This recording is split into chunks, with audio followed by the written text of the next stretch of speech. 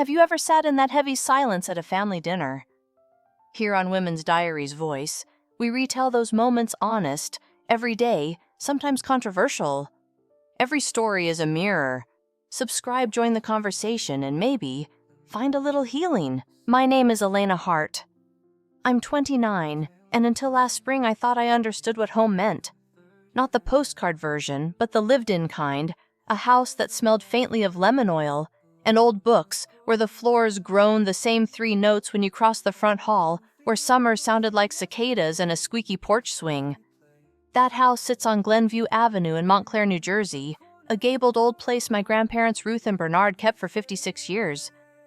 5 years ago, when they were gone within months of each other, I moved in because no one else could, and because I couldn't imagine it empty. I've always been the responsible one. In college, I traded weekend parties for late studio hours. After graduating, I took an entry-level role at a small brand studio in Jersey City. 7 years later, I was leading campaigns, the person who stayed when a deadline slipped, or a client changed their mind at midnight. I didn't mind the grind. It paid the mortgage on the roof I loved. Yes, the roof, because loving a house long enough means loving its shingles and gutters and temperamental radiators as much as its sentimental corners. The first winter I lived there, the heat coughed out and I learned the boiler's language. The second spring, I stripped paint from the pine banister for 3 weekends and found the wood glowed like honey beneath layers of white. I rewired the dining room fixture, insulated the attic, tucked a clawfoot tub back into the bathroom after tracking down a salvage yard that had one the right size. I kept a binder of receipts and before and after photos, not because anyone asked, but because it felt like a promise to the people who taught me to measure twice and start early. My sister Cassidy is 2 years younger, quick with a joke, beautiful in a way that makes people rearrange themselves to catch her smile. Our parents, Paul and Lorraine, never pretended otherwise. Cass was easy to adore. She got the bigger bedroom, the first car, the last slice of cake. I learned to be fine without the slice. You can survive a lot of lopsidedness if you tell yourself it isn't heavy. By late March, the maple out front had started to blush with new leaves.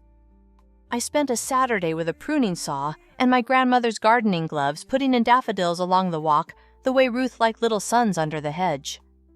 2 things happened that month. First, my parents began dodging questions about making things formal.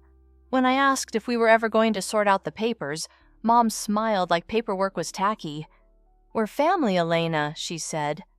"It's all understood." Second, Cass and her husband, Evan Blackwell, whose last name gets introduced like a resume, started dropping by unannounced. They walked through rooms without sitting the way people do when they're visiting an open house. Cass tapped the mantel I had sanded by hand. "So much potential," she said. Evan ran his fingers along a doorway as if measuring it with his knuckles. I told myself I was being territorial. People go where the coffee is. I made more coffee. The Sunday it happened was bright and chilly, the kind of April day that pretends to be May and doesn't quite make it. I had pot roast in the oven because my grandfather loved it, and I like the way the whole house smells like thyme when it's done. My father arrived with a bottle of Cabernet he mispronounced out of habit. My mother announced the flowers on the table were a touch naive and began rearranging them until they looked like an advertisement for restraint. Cass and Evan appeared half an hour later. She swept in wearing a spring coat the same blue as the sky. He hovered behind her face, said in a polite line. We ate. We made small talk. Dad complained about his golf swing. I cut slices of apple tart and realized halfway through plating that the room had shifted. It's a subtle thing when a conversation changes direction without moving, like the way the air tastes at the edge of a thunderstorm. Mom set down her fork with a soft clink. "Darling," she said, and I knew from the over-warm endearment that something cold was coming. Cass and Evan have had a few unexpected expenses. Dad tried not meeting my eyes. The condo fees. "We don't need to get into numbers," Mom said briskly. She glanced at my sister, who reached for Evan's hand, and he flinched almost invisibly before letting hers rest on his. "We've made a decision," Mom continued. "It's time to move the house where it belongs." I stared at her. "Where it belongs?" "To your sister," she said simply. "You'll have 24 hours to gather your things. We'll help with the move." The room went quiet enough to hear the radiator knock. "Excuse me? It was never technically yours." Mom went on, as if we were discussing a parking pass. Ruth and Bernard didn't finalize anything. As next of kin, your father and I have determined the most sensible course. You've had a lovely run, Elena, but Cass and Evan need a home. I looked to my father, and he managed the kind of sigh meant to sound compassionate. You're doing well, kiddo. You can find a great apartment. It's a seller's market right now. I live here, I said. I've cared for this place. I've kept it standing. You've been rent-free for years, Mom replied. Consider your improvements a fair exchange. Across the table, Cassidy's expression did something I could not immediately read triumph playing at sympathy. We'll look after it, she said softly, as if speaking to a nervous pet.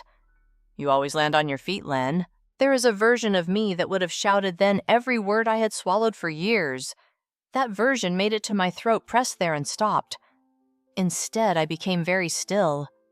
The table, the tart my mother's perfect nails on the stem of her wine glass, everything sharpened.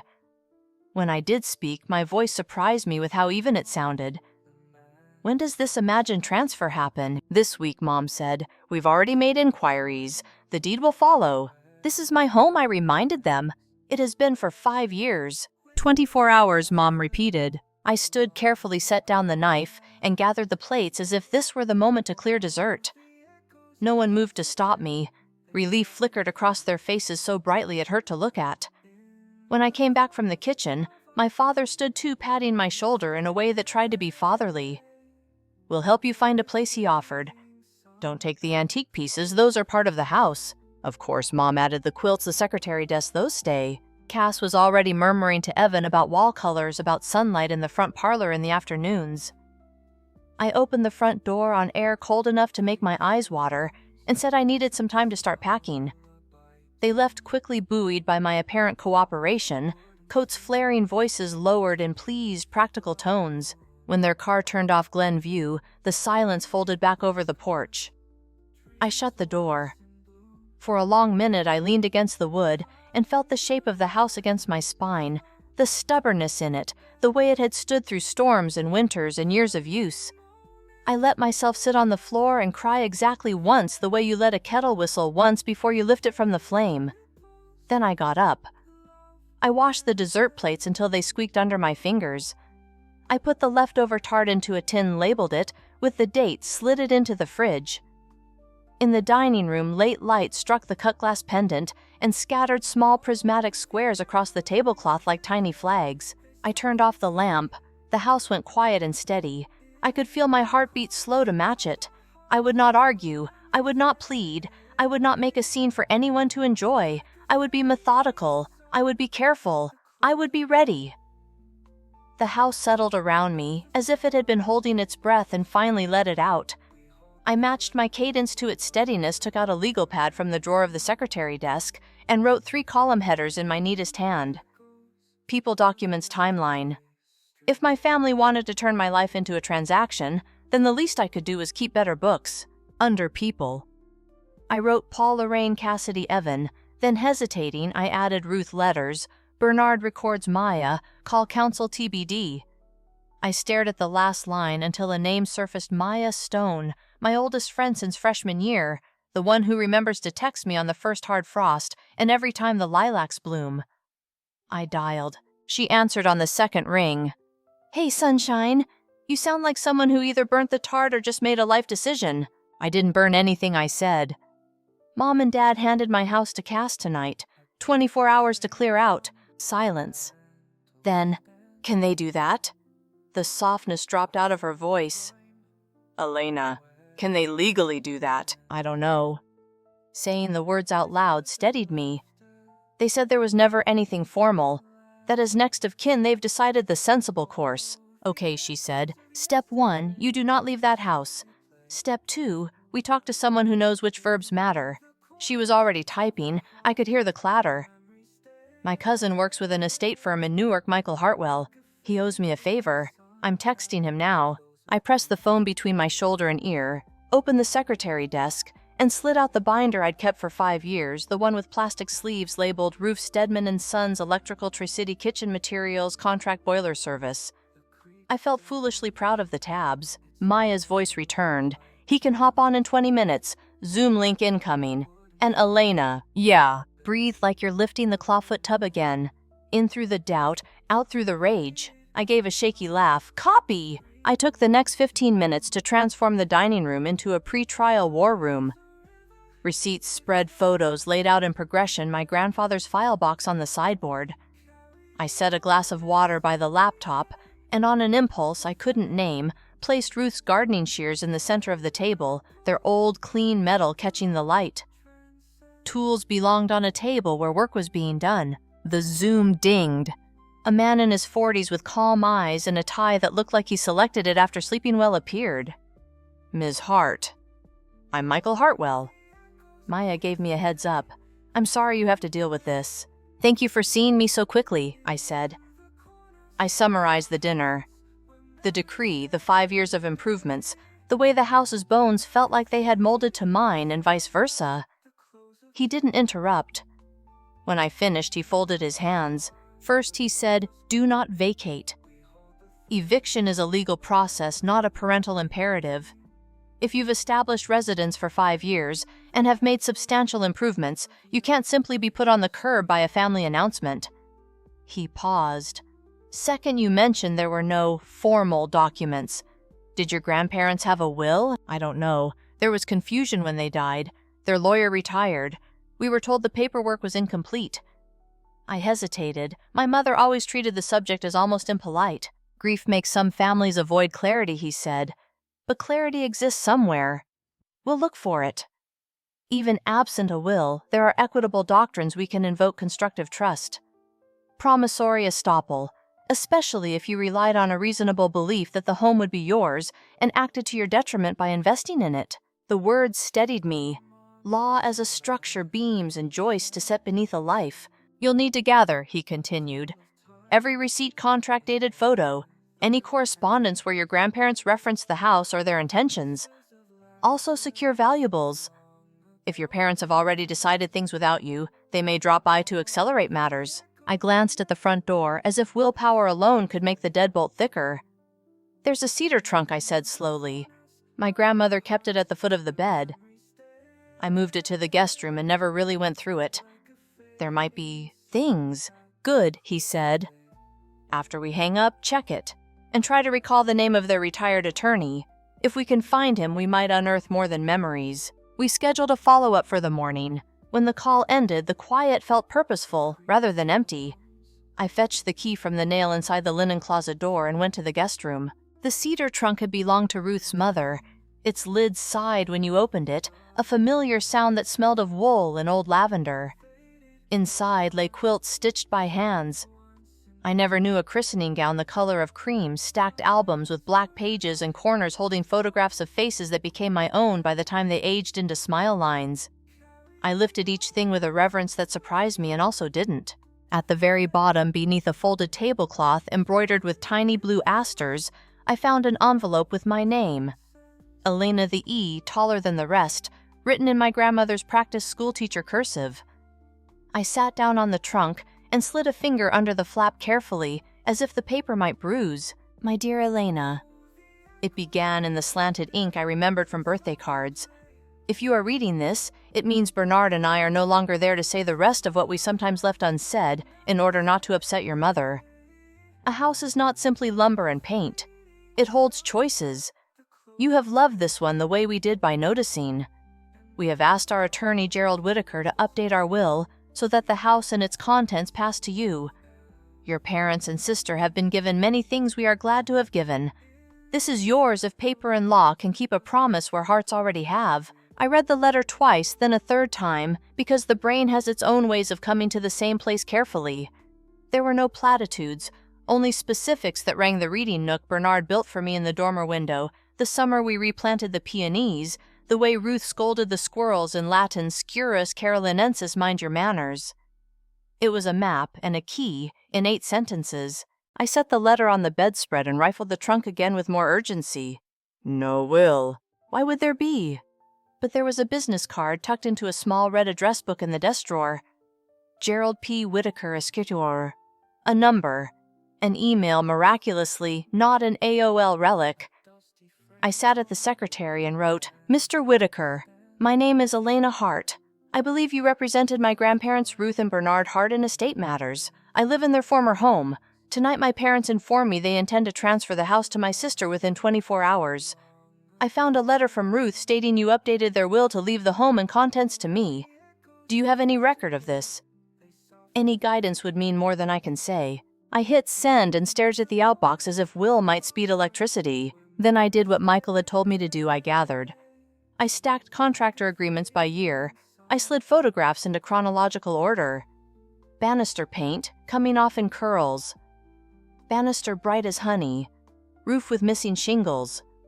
Roof neat as a uniform. A before photo of the kitchen with its yellowed vinyl and after, with salvaged checkered tile, and the tub tucked back where it belonged. For each, I scrawled dates and costs in pencil on sticky notes, as much to keep my hands moving as to inventory proof. The house ticked into a later hour. My phone buzzed with text bubbles sliding in like gnats, my mother, then Cassidy, then my mother again. When can we expect you to be out? Evan wants to measure the front parlor for shelving. It's best for all involved if you cooperate. I silenced the thread. At 7:08 a.m., when the light in the kitchen was the color of weak tea, my inbox chimed. Subject Hart Estate, Ms. Hart. The email read, I am in Italy at present, and was not reachable after your grandparents passed my apologies. I did, however, prepare an updated will at Ruth's insistence 8 months before she died. It leaves the Glenview property and its contents to you. I have a scanned copy in archive and can arrange to have the original retrieved from storage. Please remain in the home. I will be available for a call at 8:30 a.m. your time. Gerald P. Whitaker. I made coffee the way Ruth taught me, 2 spoonfuls past what seems reasonable, and sat at the kitchen table with the laptop open, the letter beside it like a small anchor. At 8:30, a new voice joined my day, dry courteous, with the kind of old-school diction that made me picture a pocket square.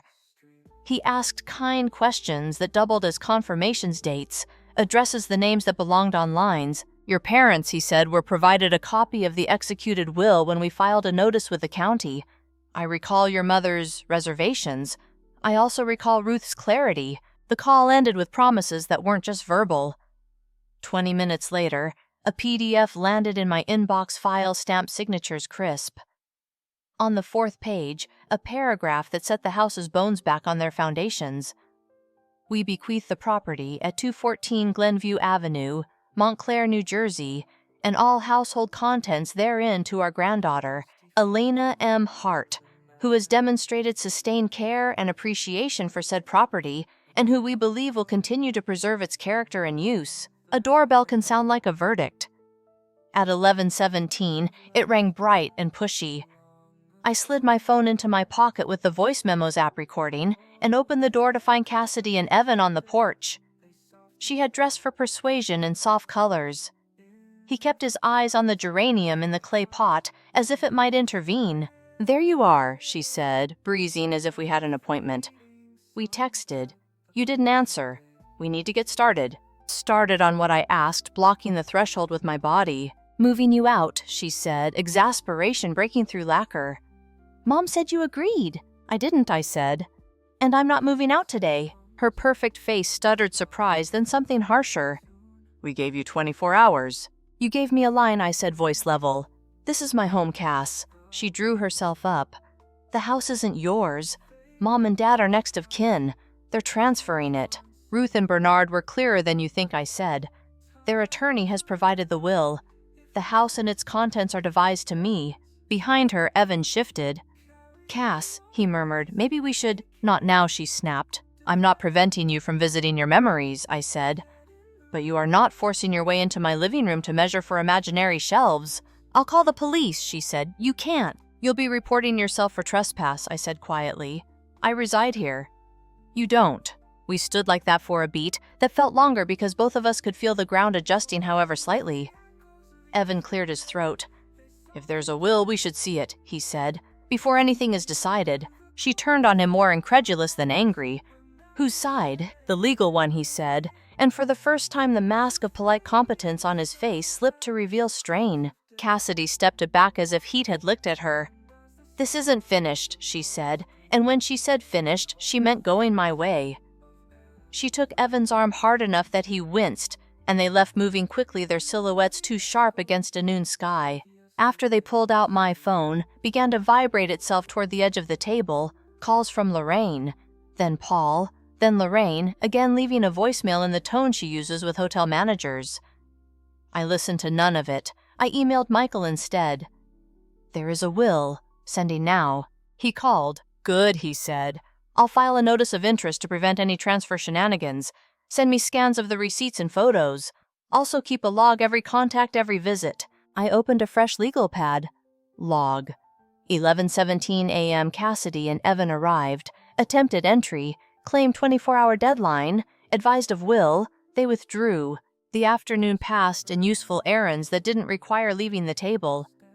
I printed.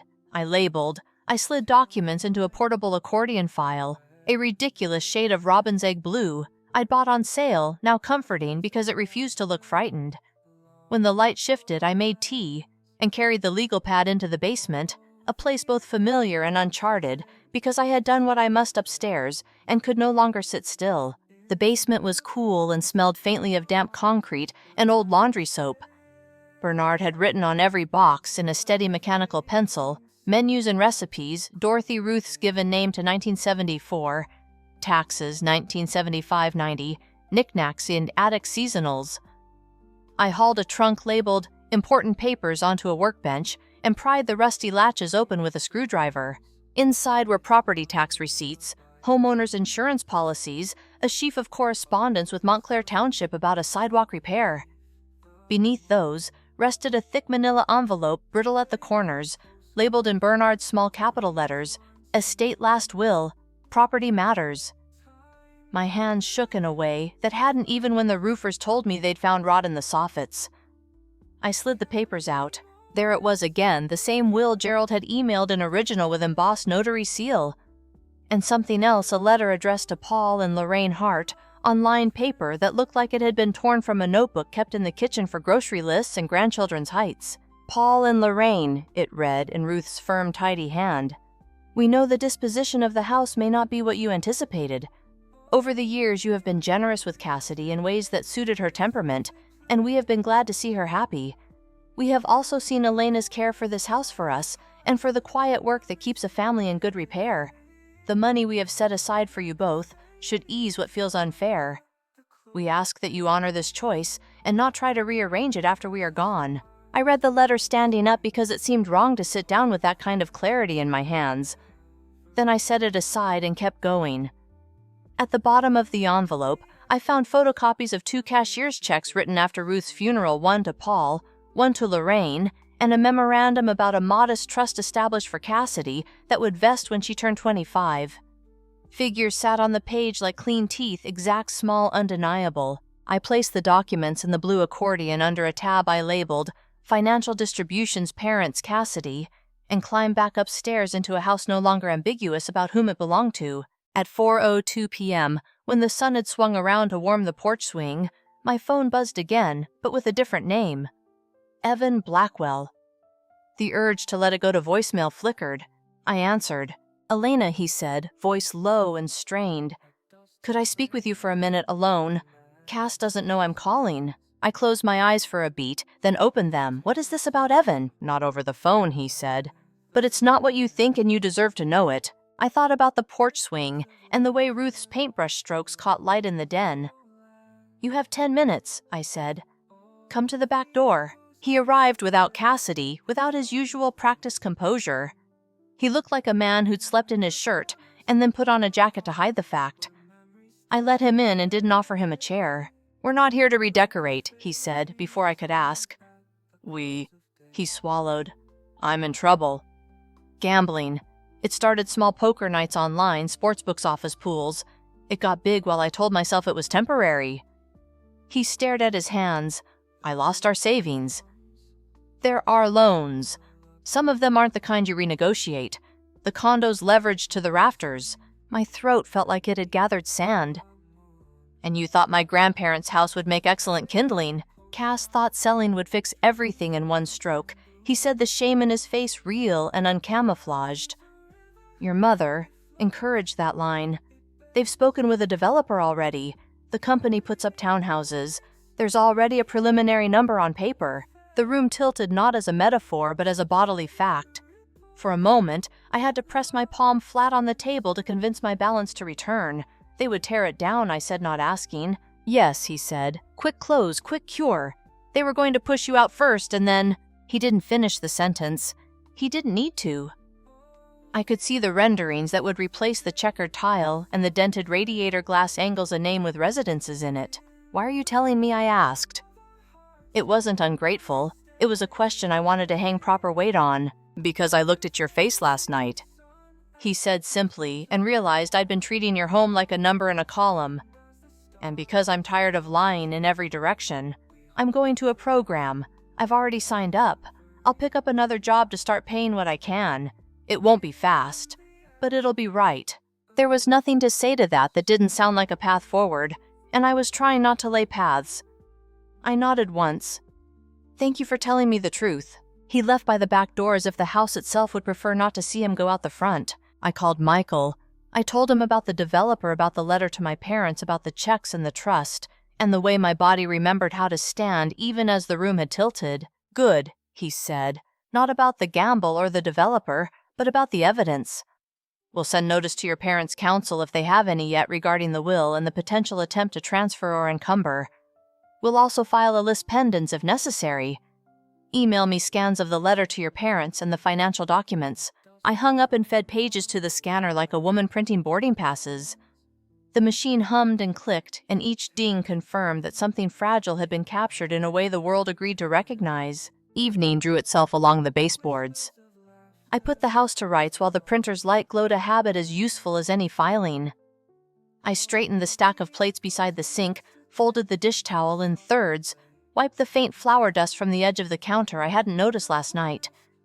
When I finished, I opened the front door. The lilacs across the street had exploded. I could smell them even here. The phone rang. Gerald again. Ms. Hart, he said the courier has confirmed pickup of the original will from storage. It should reach you by late afternoon tomorrow. A pause. Your grandmother was precise. She anticipated your mother's resistance and asked me to keep my notes accordingly. You will find them consistent. After we said goodbye, I took the blue accordion file into the den and set it on the low table Ruth used to lay out puzzles when the grandkids came. I placed the letter addressed to Paul and Lorraine on top of the stack for a moment and read it again.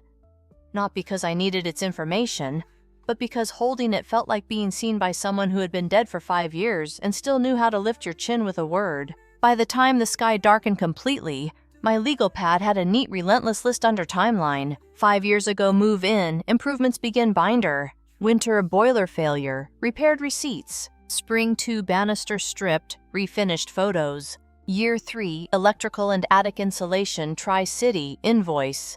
Year 4, roof Stedman, contract, $20.80. Year 5, kitchen tile, cloth foot tub, salvage photos, invoices. Last month, parents' evasive paperwork. Cassidy Evan drop-bys. Last night, ultimatum, 24 hours, refusal to vacate. This morning, Whitaker email plus will PDF. Later, original in transit. Afternoon, Cassidy Evan visit, entry refused, log created. Basement original will located, letter to parents, proof of distributions. Evening.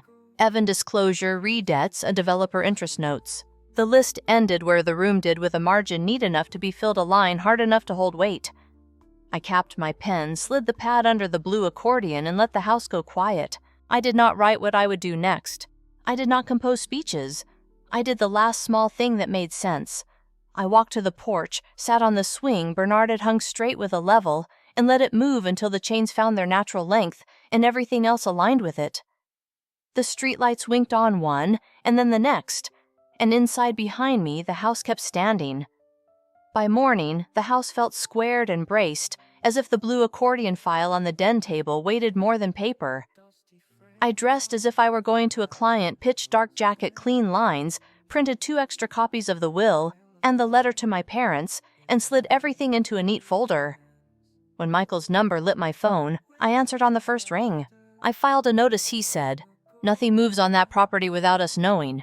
Your parents have retained counsel Darrow and Fitch. They've asked for a meeting this afternoon. I recommend we accept. Here, I said. At the house. He paused. If you're comfortable, we'll keep it brief. At 3 o'clock, the doorbell rang with corporate punctuality. Michael stood at my side in the entry. Lorraine and Paul arrived with a thin man whose tie knotted like a noose, Mr. Fitch. Cassidy followed, face composed with effort. She avoided my eyes. We sat at the dining table. I placed the will between us as if setting down a center dish. Mr. Fitch skimmed with a look professionals practice to seem unimpressed. My clients inform me there is ambiguity regarding execution. Michael politely. There isn't. He pointed to the notarized stamp, the signatures, the filing notice. Your clients received a copy on record. We also have the original discovered in the decedent's files downstairs. Paul shifted in his chair. Lorraine kept her hands folded, knuckles white. Mr. Fitch cleared his throat. Even if the will is valid, equity considerations may... No, Michael said almost gently. Equity here defends Ms. Hart's position. 5 years residence, substantial improvements, detrimental reliance. And we have this. He slid out the letter addressed to my parents, the decedent's reasoning in their hand. Lorraine's eyes flicked to it and away. Ruth could be sentimental, she said, as if sentiment were a defect. Ruth was precise, I said. Cassidy spoke without lifting her gaze. How much is in the will for me? The question landed without ornament. A small object dropped from a height. Michael didn't answer. That wasn't his job. I did. A trust, I said. It vested when you turned 25. Cassidy's head came up. What trust? I looked past Mr. Fitch at our parents. Paul flushed. Lorraine's mouth thinned. The air felt short inside the room. Mr. Fitch raised a palm. This conversation should occur in chambers not around a dining table. Then let's move it there, Michael said, closing his folder. We'll see you in court tomorrow morning at 9. The courthouse on Valley Road had the kind of stone that makes voices lower. In the corridor outside Probate 2, Michael handed me a white 3-ring binder, our file now dressed for public view. We'll keep the story clean, he said. Facts first. If you're asked a question, answer it and stop. My parents and Mr. Fitch waited on the bench. Cassidy stood near a wall, sconce, staring at its brass cup as if it might be useful. Evan wasn't with her. When she glanced my way, I nodded once. She didn't nod back, but something in her shoulders dropped half an inch. Inside, the judge was a woman in her late 50s, with a gravelly voice and a stare that seemed to read before it listened. We'll be efficient, she said, arranging papers. I have reviewed the filings, Mr. Fitch began. He spoke of filial obligations and the need to rationalize the estate when a will was uncertain. He gestured at a stack of affidavits as if volume alone could persuade. Michael waited his turn and then laid out our spine will. Record of service, residence, improvements, receipts labeled and collated, a log of attempted forcible removal, and finally, the letter from Ruth and Bernard in language even the court's stone respected. He didn't press sympathy, he pressed sequence. Ms. Hart, the judge said. Looking to me, you've lived at the property since when? 5 years, I said. You pay utilities and taxes. Yes, Your Honor. I passed the binder open to the sections with invoices and bank statements. Repairs and renovations, roof. Electrical insulation boiler service, kitchen tile restoration of original fixtures, I said, all documented. She glanced at the photos, gritty before careful after. And you discovered an original of the will in the decedent's papers. Yes, I said, in a basement trunk labeled Estate Last Will, Property Matters. Mr. Fitch rose. Your Honor, we still dispute whether the decedents communicated these intentions to my clients. The judge raised a hand. They did. She tapped the copy of Gerald's filing receipt. Counsel of Record filed notice with the county and served next of kin. Moreover, the equities sit plainly in Ms. Hart's lap, continuous residence, substantial improvement reliance. She turned to Mr. Fitch. I am aware of the developer interest suggested in your supplemental. It is not relevant to the validity of a device. Lorraine flinched. Paul looked as if he swallowed a pebble. Cassidy kept staring at the brass sconce. Michael called one more witness, Evan Blackwell. My stomach rolled, but when Evan took the stand, he didn't bring a performance. He took the oath quietly and spoke like a man who had decided to stop running. He admitted the gambling when it began, how it scaled the balances that now glared from spreadsheet cells. He admitted conversations with my mother about selling the property to resolve debts. He described the preliminary offer from a townhouse developer, the plan to move me out first. Mr. Fitch tried to shake him on cross, but there wasn't much to shake. Shame is sturdy when it's turned outward. Evan did not embellish. He did not apologize. He recited. When he stepped down, the room felt level again. Cassidy pressed a palm to her forehead, as if a headache had finally named itself. The judge stacked the papers in front of her, as if the decision, too, could be made to sit neatly. "The will is valid," she said. "It clearly devises the Glenview property and contents to Ms. Hart. Any attempted transfer to another party is void. Ms. Hart's counsel will submit a proposed order reflecting quiet title and enjoining interference, and I will sign it. Mr. and Mrs. Hart, you will desist from attempts to evict your elder daughter and will refrain from entering the premises without her permission. Costs are awarded to the prevailing party." She rapped her gavel once, not because she needed to, but because the sound carried. Outside in the hallway, sound returned in layers, the squeak of shoes, a fax machine. Somewhere, a whispered argument at the elevator. Paul approached me with a careful, almost old-fashioned courtesy, as if we were strangers seated beside each other on a train. "Elena," he said. He stopped, rearranged, his face started again. "We were wrong." The words were plain and without embroidery. I should have read what was in front of me. I nodded, because there was nothing to do with that sentence except let it stand. Lorraine didn't come over. She stood with Mr. Fitch talking too fast about next steps that no longer existed. Cassidy left the wall and came to where I stood. The courthouse fluorescent made her look younger. "I didn't know about the trust," she said, voice low. "They never told me. I found the memo and copies of checks in the basement," I said. "There was money for them, too." Cassidy swallowed. I kept thinking everything would arrange itself if I smiled in the right direction. She let out a breath that sounded like an instrument untuning. "I'm sorry, Lena." The use of the old nickname surprised me more than the apology. My jaw softened. The back of my eyes prickled, sudden and disobedient. Michael touched my elbow. "We'll file the order this afternoon," he said. "You'll have the signed copy soon. Keep your logs. If anyone approaches you about access or changes, route them to me." I thanked him and watched him walk toward the clerk's office, efficient in motion, as if he knew how to carry endings without dropping them. On the courthouse steps, April had remembered to be spring. The concrete gave back a little heat. A breeze lifted hair and paper alike. Paul trailed behind Lorraine, who had already started down the path of indignation as self-definition. Cassidy lingered. "Do you need a ride?" she asked. "I have mine," I said, and lifted my keys. She nodded and looked at the trees lining Valley Road, as if seeing their actual height for the first time. "Okay." We separated there, not dramatically, not permanently, just in the way people do when each has to walk to her own car. Back on Glenview, the porch swing moved an inch in the light wind chains murmuring. I unlocked the door and stepped inside. The house smelled faintly of paper and coffee, and the thyme I had rubbed into last night's cutting board.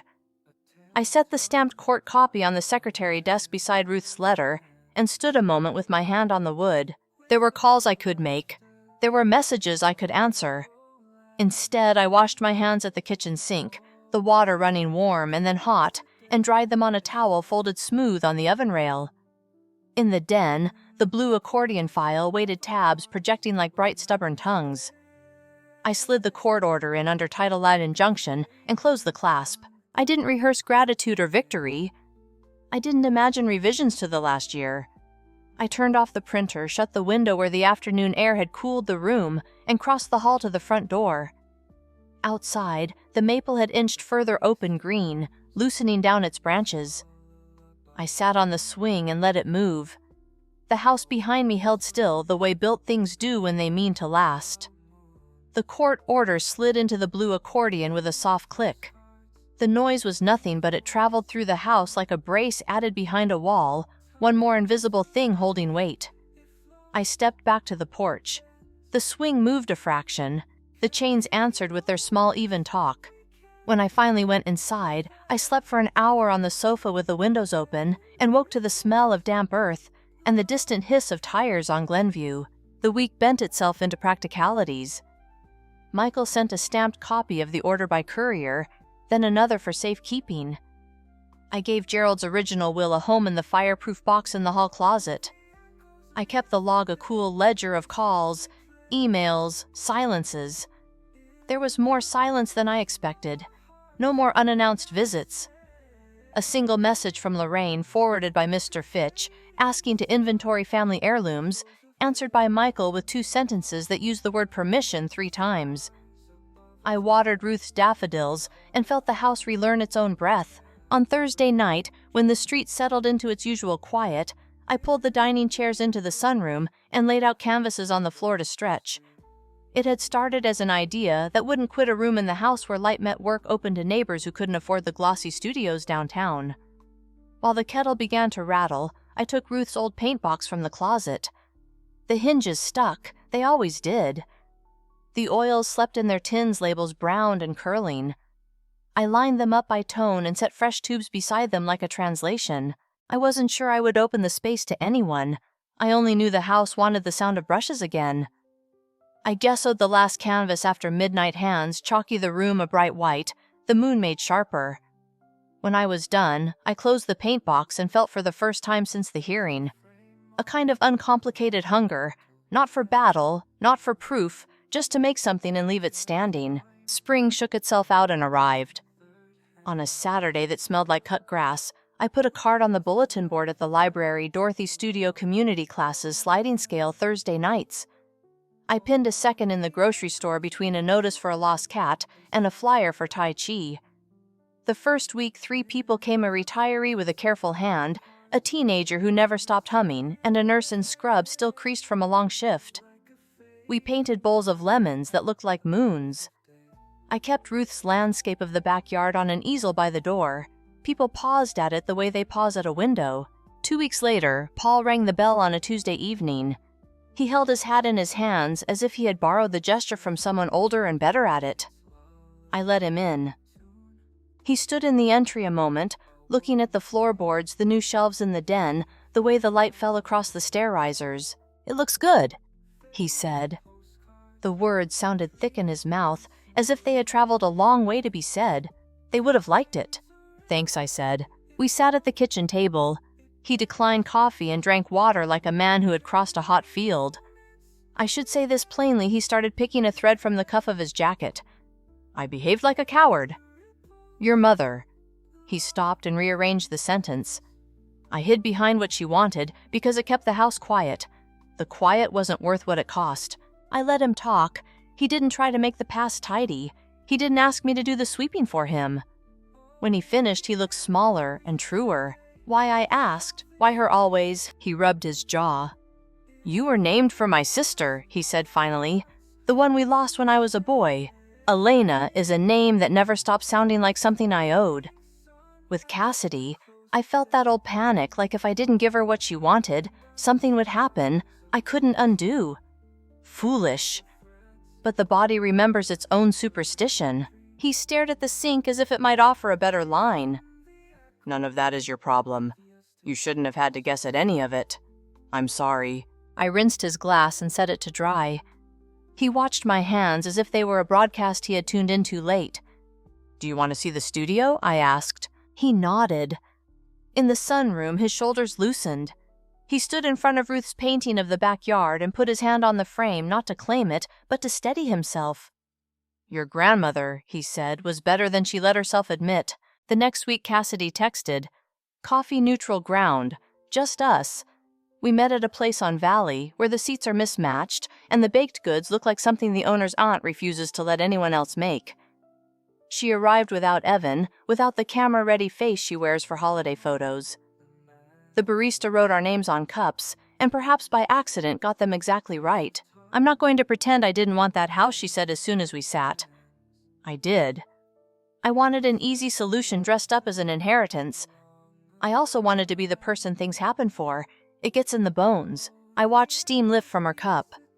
"Evan called me," I said, "the day after the dinner." "I know," she said. "He told me he told you." I hated him for that for a minute. Then I realized it was the first honest act either of us had taken in a while. She touched the rim of her cup, warming the pads of her fingers. "We're not living together right now. We're dividing the unglamorous parts with lists." He's signed into a program. I started at a staffing agency last week. Admin work. It's not a headline, but it's mine. Her mouth scooped sideways. I haven't told Mom I like it. We talked for an hour about nothing theatrical train schedules, how early you have to get to the dry cleaner if you want anything same day the price of butter. When we stood to go, she reached for a hug and then stopped asking with her eyes. I nodded. It wasn't the reconciliations people film, but it didn't need makeup to be real. I didn't send money. I offered a list of numbers, a counselor who works on sliding scale, a lawyer who specializes in renegotiating legitimate debts, 3 meetings for people who are learning how to stop covering for someone else. When she thanked me, I told her she didn't have to. The house exhaled when I got home, or maybe I did. The studio's first small show came in June. We printed an invitation on thick paper and taped a copy to the front door with painter's tape Neighbors' Night Studies in Light. The retirees' lemons hung beside the teenagers' Quick City rooftops and the nurses' careful luminous pears. I put out lemonade in a glass drink dispenser with a spigot that always dripped after you turned it off, and a plate of slices of the apple tart I've been making since before I could lift the full pan. People came. Not a flood, a trickle you have to listen for. The couple from the green bungalow briskly praised the frames and then stayed for an hour. 2 kids argued amiably about whether one painting was crooked on purpose. A man I'd seen walking an elderly beagle every day brought the dog and a shy granddaughter with hair he kept tucking behind her ear. The room warmed, the floorboards carried the sound. Lorraine surprised me by arriving just after 7. She wore a silk scarf because Lorraine wears a silk scarf to put out the trash. She stood in the doorway a moment, taking in the room the way she takes in a lobby, inventorying what she would change. Then she found Ruth's backyard and didn't move for a while. She always saw the light like that, she said, not turning. The scarf slid on her shoulder. She didn't adjust it. I never understood how she got it on canvas. It's underpainted in gray, I said quietly. You let the color float on top and the eye does the work. She said. Then after a beat, you kept the table. She meant the oak drum table that sat in Ruth's hallway for years, the one that had a ring from a sweating glass in the exact shape of the sun over a flat horizon. I thought it would go. It belongs here, I said. Neither of us said more. She tasted the lemonade, made a face at the drip, and held her cup under the spigot to catch the last thin run with automatic competence. When she left, she touched my elbow a touch the body registers, even when the mind shrugs and said, "Good evening, Elena," like she was practicing a line she hadn't needed before. July brought heat that thickened at the edges. I added a box fan to the studio and closed the curtains in the afternoons to keep the sun from turning the room into a bright kiln. On a Thursday when the sky looked metal, Paul knocked again. He carried a brown envelope and asked to sit in the den. He removed 2 folded statements and laid them on the table so the numbers faced me. "We're paying Michael's fees," he said, "ours and yours." His voice had lost the sales pitch he used on Little League fundraiser nights. "And this," he tapped the second paper, "is the amount your mother and I received from Ruth and Bernard. We can argue about intentions, but we can't argue about arithmetic. It should have been transparent. I've transferred what remains and the interest into an account in your name. You can refuse it if you want." I won't pretend not to hope you don't. I didn't pick up the paper. I looked at him instead. He didn't rush me. In the hallway, the clock felt louder than usual, measuring a length the wrist forgets. I said I would think about it. He nodded, as if he'd prepared for that. When he left, the envelope stayed on the table for 3 days, a neat rectangle of decision. On the 4th, I slid it into the fireproof box with the will and slept better for it. August peeled itself down. The maple threw early shadows across the walk. Cassidy came by on a Sunday morning with a plant. I would later learn not to overwater, and a box of donut holes she admitted she had bought for herself and then reconsidered. We sat on the porch swing and let it move. She talked about the temp to perm possibilities at the agency and the way she liked knowing which supply closet creaked. She didn't say Evan's name. I didn't ask. When she left, she took a roll of painter's tape and a bundle of postcards for the studio to leave at the laundromat. She texted me photos an hour later of the postcards pinned up between a babysitter notice and a guitar lesson flyer. The tape curls were neat. In September, the nurse from class brought her mother to see the pears. The retiree started a second painting of lemons in a bowl with a crack along the rim. The teenager got quiet one night and then brought in a charcoal of the Montclair train platform that looked like a held breath. I hung it beside Ruth's backyard with a small card that said platform at dusk and the date. I planted tulips in late October, kneeling where Ruth had shoulders brushing the hedge. The dirt crumbled along the trowel the same way it always had. The bulbs sat in the holes like small patient moons. When I stood, my knees barked a familiar complaint. I brushed them off and looked at the house. The windows took the light and gave it back slightly changed. On an evening that smelt of cold rain and wood smoke, Paul came by with a bag of apples from a roadside stand and stood at the counter while I peeled and sliced. He told me a story about Ruth teaching him to back a car into the narrow driveway. He laughed halfway through it and wiped his cheek with the heel of his hand in the same motion as if he were surprised by both. When the tart came out of the oven, we ate it at the table with spoons because I hadn't cooled it enough to cut. He burned his tongue and pretended not to. The studio's winter session filled without effort. Neighbors signed their names in a thin column and left $10 bills under the jar labeled Light and Lemon Fund. I moved Ruth's landscape to the far wall and put one of my own beside it, a loose wash of the porch swing and the square of sun it made on the floor in late afternoon. The two paintings didn't match. They didn't need to. The room could hold both. Snow came and then went the way it does in New Jersey. Now dramatics followed by a shrug. I shoveled the walk and sprinkled salt and watched the lines my boots made soften under the next light fall. I kept the blue accordion on the low table because it still comforted me to see the tabs holding. Some nights after class, I'd sit on the floor in the den with a cup of tea and flip the clasp open, not to check anything, just to feel the certainty of the paper. On a quiet Sunday, Cassidy stood in the doorway and said, "Can I come in?" She wore a navy sweater that made her look like a younger version of a person whose life had more than one speed. In the kitchen, she held the mug with both hands and told me without adornment that she'd signed the final papers ending the marriage. Her voice didn't break. It did something more adult. It kept going. "I wanted it to be clean," she said, staring at the steam. "It isn't. It's better than before." We stood in the sunroom and looked at the new painting of the swing. "You made it less squeaky," she said, smiling a little. "Oil lets you fix what wood won't," I said. She set her mug down and traced the air near the frame without touching it. "Can I come to a class?" she asked, and then rolled her eyes at herself. "I mean, I can pay like anyone else. I don't need a sibling discount." "Thursday," I said. "Bring lemons." That night, after she left, I locked the front door and checked the windows and turned off the lamps one by one the way Ruth always did. In the den, I paused at the blue accordion and left it shut. In the kitchen, I set the dish towel straight on the oven rail and turned the thermostat down. On the porch, the swing hung at its natural length. The house held its shape. I went upstairs and slept with the window cracked the cold, finding the room the way it finds old wood quietly, then completely. Thank you so much for listening to today's story. If this story resonated with you or made you reflect, I'd love to hear your thoughts, so feel free to share them in the comments below. And don't forget to like, subscribe, and hit the notification bell so you won't miss the next story. I'll see you next time as we continue exploring more journeys and lessons together.